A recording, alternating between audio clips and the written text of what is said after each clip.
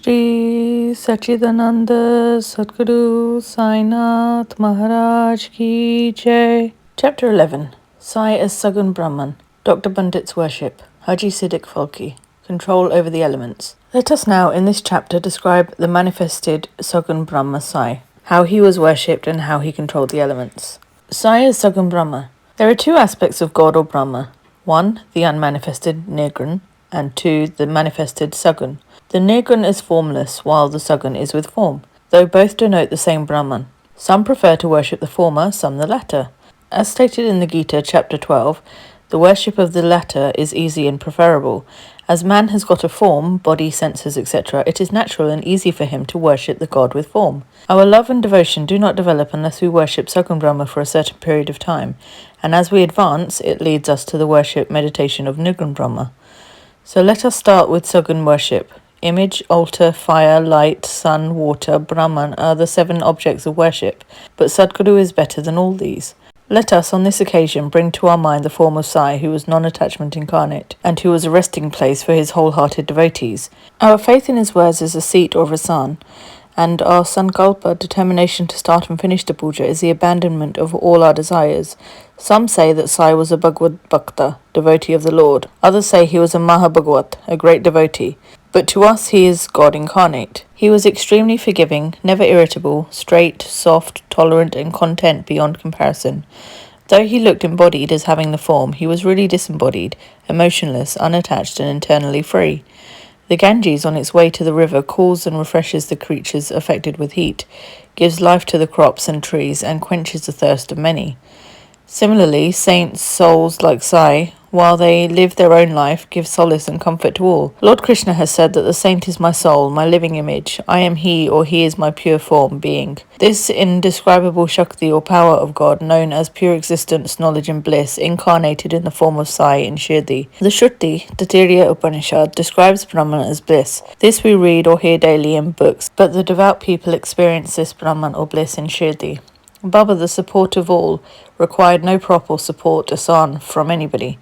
He always used a piece of sackcloth for his seat, which was covered with a small beautiful bed by his bhaktas, and had a bolster placed by them as a rest to his back. Baba respected the feelings of his devotees and allowed them to worship him as they liked. Some waved jamar or fans before him, some played on musical instruments, some washed his hands and feet, some others applied scent and chandan, some gave betel nut with leaves and other things, and some others offered nevedya. Though he looked like living in Shirdi, he was present everywhere. This all-pervasiveness of his was daily experienced by his devotees. Our humble prostration to this all-pervasive Sadguru.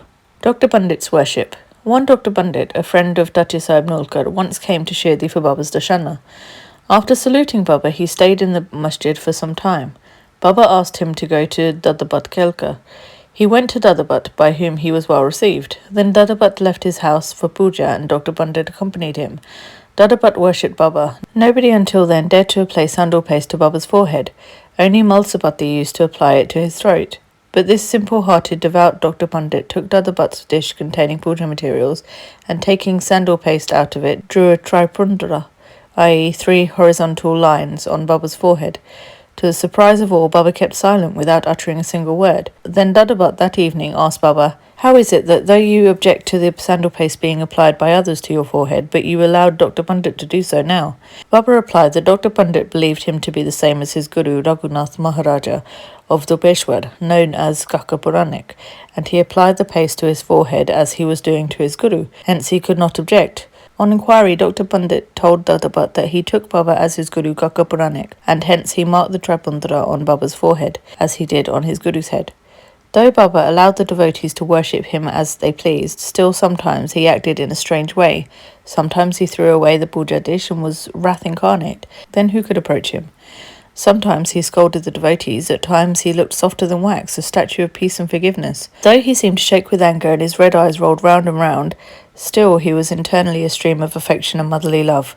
Immediately he called out his devotees and said that he could never be angry with his devotees, that if mothers kicked their children and if the sea turned back the rivers, then he would neglect his devotees' welfare, that he, the slave of his devotees, always stood by them and responded to them whenever they called upon him, and that he always longed for their love.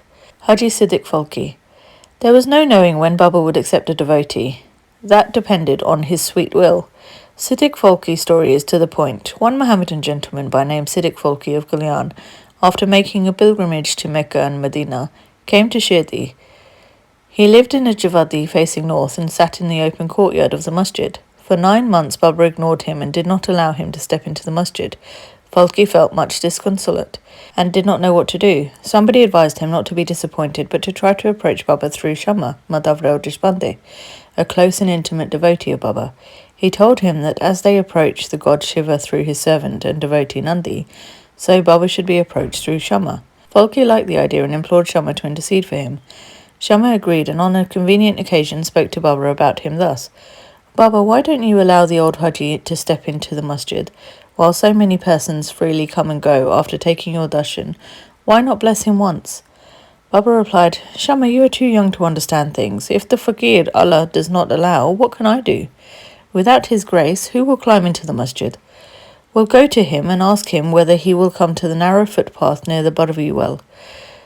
Shama went and returned with an affirmative answer. Again, Baba said to Shama, ask him whether he is willing to pay me the sum of 40,000 rupees in 4 installments. Shama went and returned with the answer that he was willing to pay even 40 lakhs. Again, Baba said to Shama, we are going to butcher a goat in the masjid, so ask him whether he would like to have mutton, haunch, or testicles of the goat. Shama returned with the answer that the Haji would be happy to receive a small crumb from Baba's Columba mud pot. Hearing this, Baba got excited and with his hands threw away the earthen jars and Columba and straightway advanced to the Haji and lifting his kafni up with his hand said, why do you brag and fancy yourself great and pose yourself as an old Haji? Do you read Quran like this? You are proud of your pilgrimage to Makkah, but you do not know me.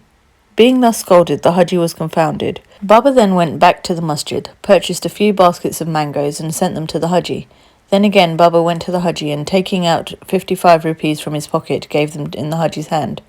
Thenceforth Baba loved the Haji, invited him for meals, and the Haji thereafter came into the masjid whenever he liked. Baba gave him at times some rupees, and thus the Haji was enlisted in Baba's darbar. Baba's control over the elements. We shall close this chapter after describing 2 incidents showing Baba's control over the elements. Once at evening time, there was a terrible storm at Shirdi. The sky was overcast with thick black clouds.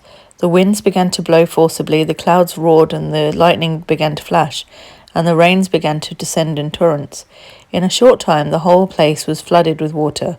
All the creatures, birds, beasts, and men got terribly frightened, and they all flocked to the masjid for shelter. There are many local deities in Shirdi, but none of them came to their help. So they all prayed to Baba, their god, who was fond of their devotion, to intercede and quell the storm. Baba was much moved. He came out and, standing at the edge of the masjid, addressed the storm in a loud and thunderous voice. Stop! Stop your fury and be calm. In a few minutes the rain subsided, the winds ceased to blow, and the storm came to a stop. Then the moon rose in the sky, and the people then went back home well pleased. The second incident. On another occasion, at noon, the fire in the dunni began to burn brightly. Its flames were seen to be reaching the rafters above. The people who were sitting in the masjid did not know what to do. They dared not to ask Baba to pour water or do anything to quench the flames, but Baba soon came to realize what was happening. He took up his sadka short stick and dashed it against a pillar in front, saying, Get down, be calm. At each stroke of the sadka, the flames began to lower and slow down, and in a few minutes the dunni became calm and normal. This is our Sai, an incarnation of God. He will bless any man who will prostrate and surrender himself to him. He who will read the stories of this chapter daily with faith and devotion will soon be free from all calamities. Not only this, but always attached and devoted to Sai. He will get very soon God vision. All his desires will be fulfilled, and being ultimately desireless, he will attain the Supreme. Amen. Bow to Shri Sai, peace be to all. Shri Satcharita Sadguru Sai Nath Maharaj Ki Jai.